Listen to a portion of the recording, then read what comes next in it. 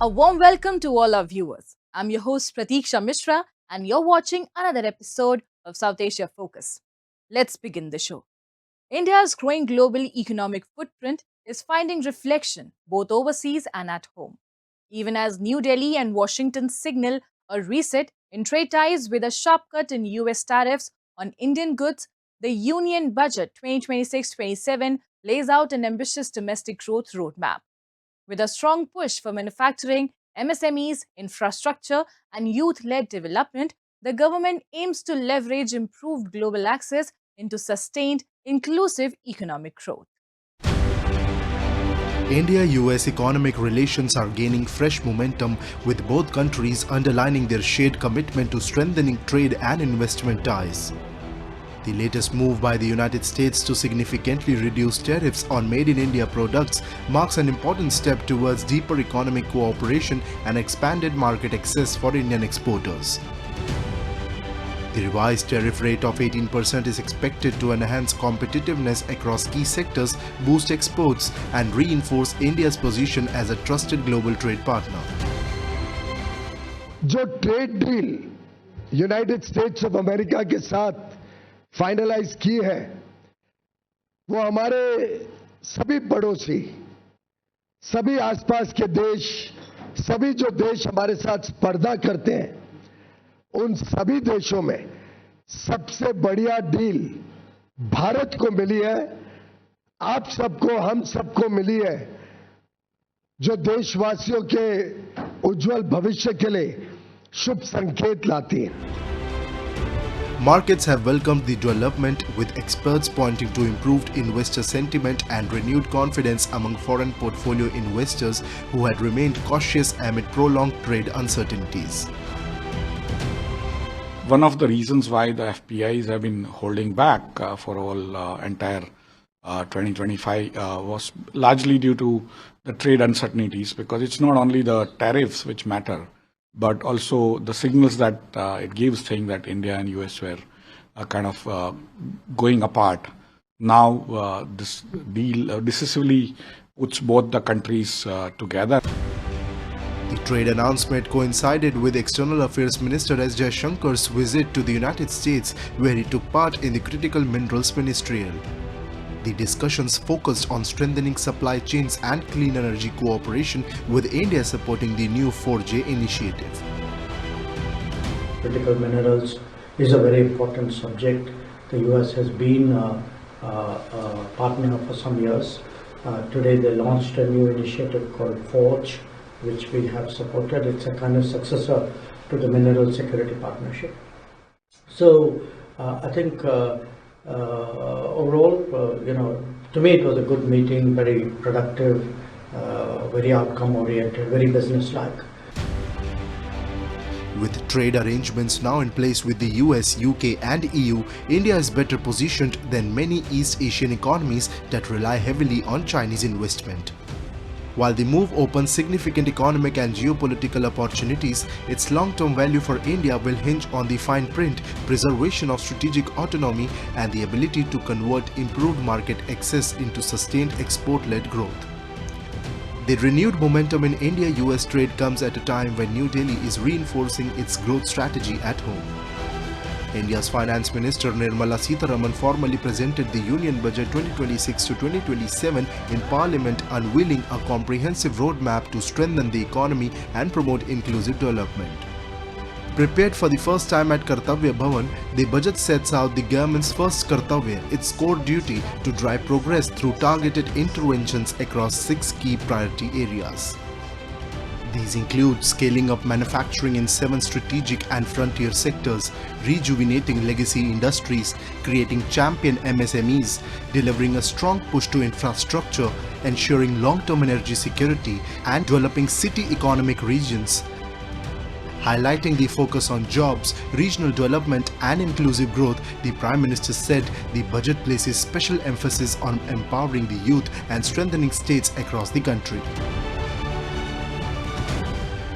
मैं भारत के युवाओं को विशेष तौर पर इस बजट की बहुत बहुत बधाई देता हूं, क्योंकि इससे एम्प्लॉयमेंट जनरेशन को बड़ा बूस्ट मिलेगा। मुझे बहुत खुशी है कि इस बजट में टूरिज्म और विशेषकर नॉर्थ ईस्ट में टूरिज्म को बढ़ावा देने के लिए भी ठोस कदम उठाए गए हैं। भारत के अलग अलग राज्यों को ताकतवर बनाकर संतुलित विकास की नींव भी इस बजट में मजबूत की गई है।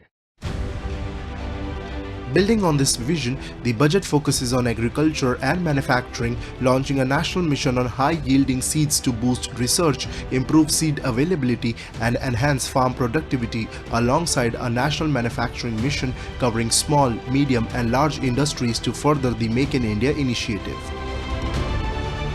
We are inspired by three kartavya. Our first kartavya is to accelerate and sustain economic growth by enhancing productivity and competitiveness and building resilience to volatile global dynamics. Our second kartavya is to fulfill aspirations of our people and build their capacity, making them strong partners in India's path to prosperity. Our third kartavya, aligned with our vision of Sabka Saath, Sabka Vikas, is to ensure that every family, community, region, and sector has access to resources, amenities, and opportunities for meaningful participation. With strengthened trade ties with the US and a forward-looking reform-driven union budget at home, India is positioning itself for a new phase of economic growth. The combination of improved global market access, strategic manufacturing and infrastructure initiatives, and youth-focused development programs is expected to drive investment, boost exports, and create jobs across the country. Moving on. As Bangladesh heads towards a crucial national elections, concerns over law and order, voter participation, and political stability are taking center stage. Analysts warn that how authorities manage security, including violence and minority protection, could determine the credibility of the vote and public trust in the democratic process. A report. Bangladesh, a nation with a long history of politically charged elections, is preparing for another pivotal moment as voters head to the polls next month. Concerns over election day violence and possible post-election unrest are once again dominating public debate. Political analysts think that maintaining law and order will be critical not only to ensure voter turnout but also to safeguard the credibility of the electoral process. Bangladesh's election always had the genesis of violence. It's not something new, and we are not something accustomed with. This is something we know very well. But what is essential is how the government of the day will control violence during the day of election and subsequently post-election. And that remains to be seen. Analysts also warn that voter confusion could increase as the parliamentary election coincides with a constitutional referendum, potentially slowing the polling process. Voter turnout remains a major concern, particularly if supporters of key political groups choose to stay away from voting centers. Furthermore, low participation could weaken the inclusiveness of the election and raise fresh questions about its legitimacy. We want everyone to be a part of the election, and in that case, whether political affiliates or perhaps the supporters of the former ruling party will come to the voting centers is another issue. So if they don't come, then we will probably lose some voters, which may affect the overall voter turnout. Beyond turnout, security for minority communities has emerged as another sensitive issue ahead of the vote. Right groups warn that periods of political uncertainty in Bangladesh have often been accompanied by targeted attacks, particularly in rural areas. The interim government has acknowledged these risks, while calling for calm and restraint from all sides. Election observers have also flagged new challenges, including the misuse of artificial intelligence and online misinformation, which they say could influence both voter behavior and public perception of the polls. It is possible that some violence will take place, but the important thing is that by and large it must be peaceful, one. Second thing is that the authorities, the Election Commission and the law enforcing authorities must take immediate steps so that these don't go out of hand. Some incidents will happen, but that should be very limited and immediate actions need to be taken.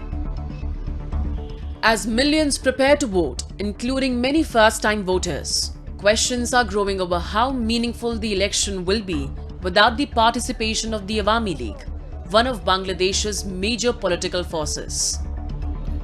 Observers believe that even if polling remains largely peaceful, an election lacking broad political inclusion could struggle to command political confidence at home and credibility abroad.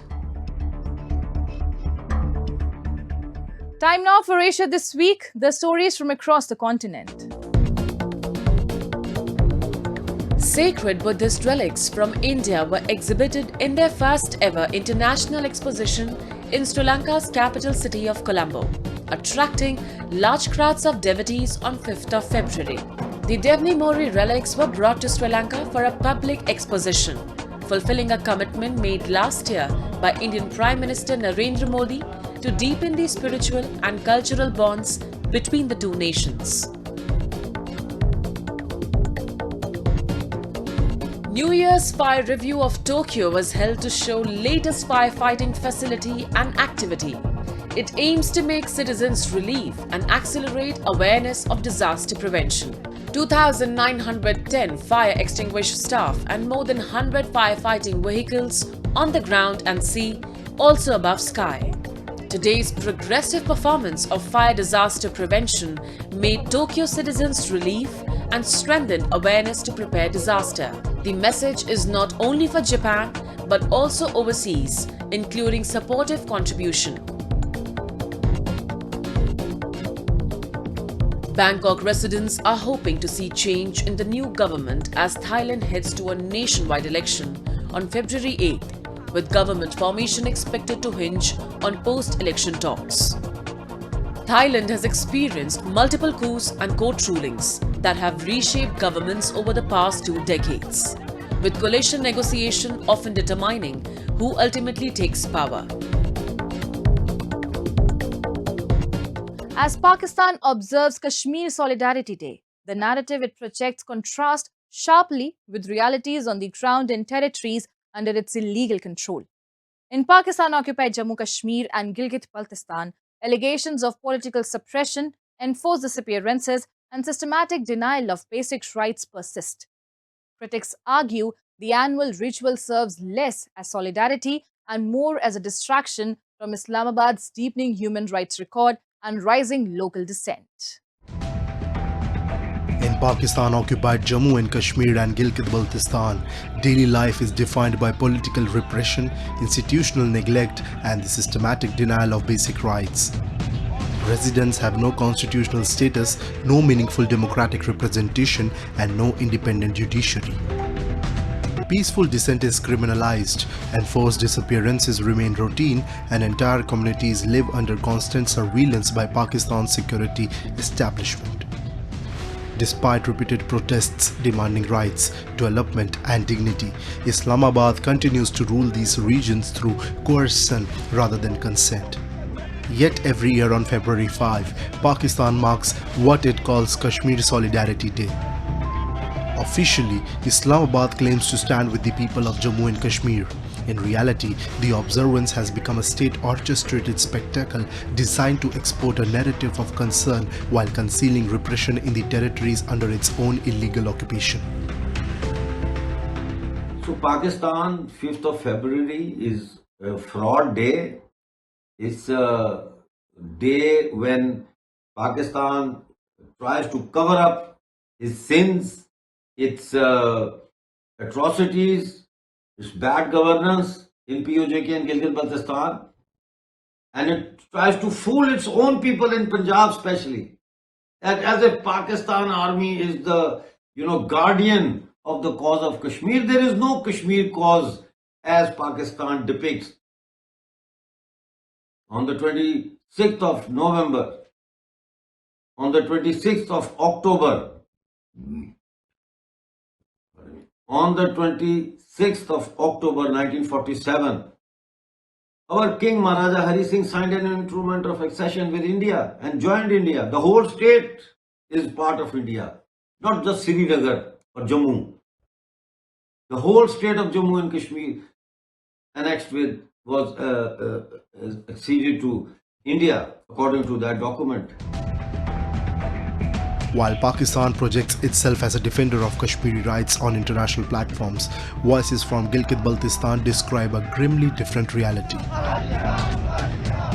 Political activists say elections are tightly controlled, leaders are jailed or restricted, and dissent is treated as a security threat.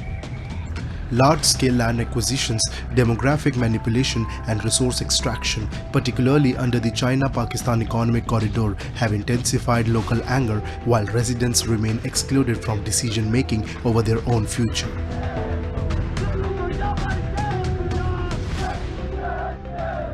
Today, we the people of Gilgit-Baltistan declare February the 5th as Kashmir Hypocrisy Day.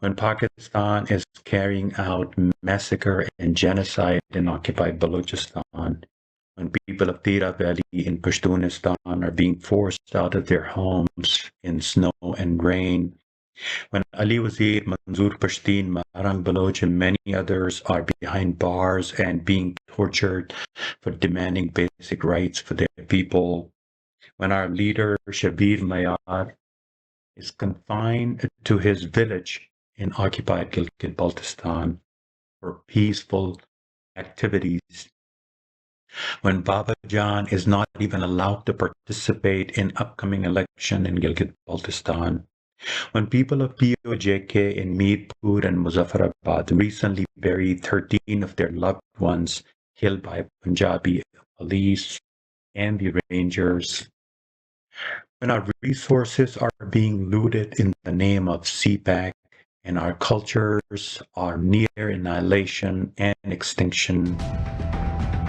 Human rights groups have repeatedly flagged Pakistan's occupied regions as legal black holes where constitutional protections do not apply and accountability mechanisms are absent.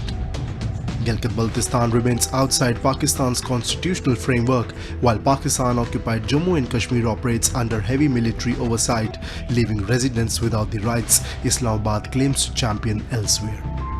As Pakistan grapples with economic collapse, political instability and growing unrest across Baloch, Pashtun and peripheral regions, the contrast across the line of control has become increasingly stark.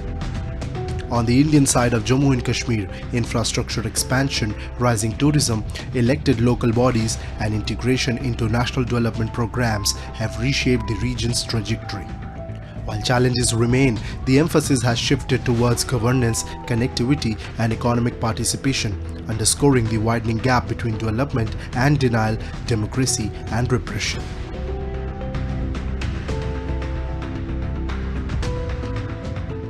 The Indian film industry, home to Bollywood and diverse regional cinema, mesmerizes audiences worldwide with colorful storytelling, soulful music and unforgettable performances.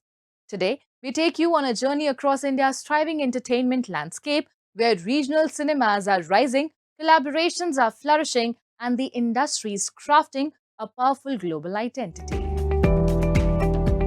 India boasts one of the world's most diverse film ecosystems. From Telugu and Tamil cinema to Gujarati and Punjabi films, each industry carries a unique cultural voice. What was once regional cinema now sets national trends, driven by strong storytelling and technical excellence. The growth of cinema, soap operas, and drama series has fueled the rise of studios and film cities. In Punjab, this is evident at HLV Film City in Mohali, a hub for filmmakers and production houses. With modern studios, versatile sets, and professional facilities, it supports films, music videos, advertisements, and pre-wedding shoots. Today, Punjabi cinema resonates far beyond state borders. Mohali and like Hyderabad, like so many other places like Jaipur is also coming up with so many film locations and all that. I think it's making it easier for people in certain places to be able to shoot their projects in their existing I would say areas. Coming to a place like Mohali would be more cost effective for that person. At the same time वो अपने dreams को fulfil कर सकता है कि भाई मेरे को फिल्म बनानी है, मैं मोहाली में आ गया हूँ, मेरे पास पैसे जो है थोड़े कम है बॉम्बे के कंपैरिजन में, and I can make a film in Mohali comparatively, and I think I can get a similar outcome if my team is skilled. Punjabi films, soap operas, and music videos are capturing audiences both in India and abroad. With the growing demand for quality shooting locations, facilities like HLV Film City have become a boon, offering professional spaces, versatile sets, and top-notch technical support for filmmakers and creators. मेरे को ऐसा पिछले 3-4 साल में change लग रहा है कि पहले इधर से हम जाते थे, ट्रैवल करते थे, तो उधर हमको शूट करना पड़ता था. अभी क्या पंजाब में बहुत सारी फैसिलिटीज़ हैं, बहुत सारा क्रू है. मेरे को नहीं लगता कि आज की डेट में कुछ भी हमें कहीं और स्टेट से कुछ इंपोर्ट करने की ज़रूरत पड़ती है.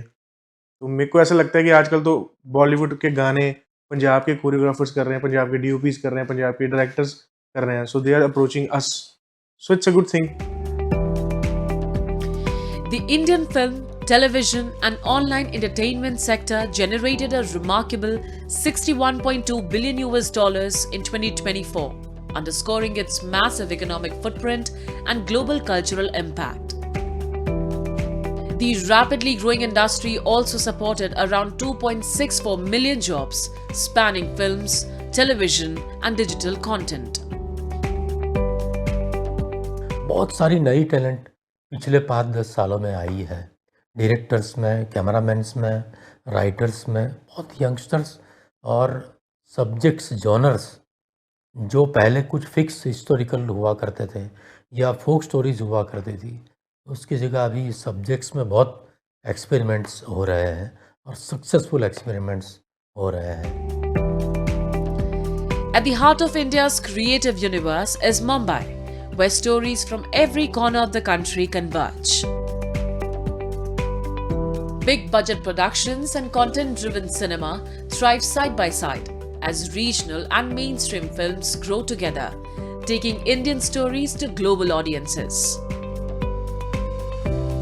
From Punjab's film sets to the breathtaking landscapes of Jammu and Kashmir and Gujarat's vibrant cultural backdrops, each region adds its own emotion, texture, and visual language to the ever-evolving canvas of Indian cinema. From local stories to global screens, Indian cinema continues to shine, one frame at a time. And now we come to the end of this week's episode. See you next week. Till then, goodbye and take care.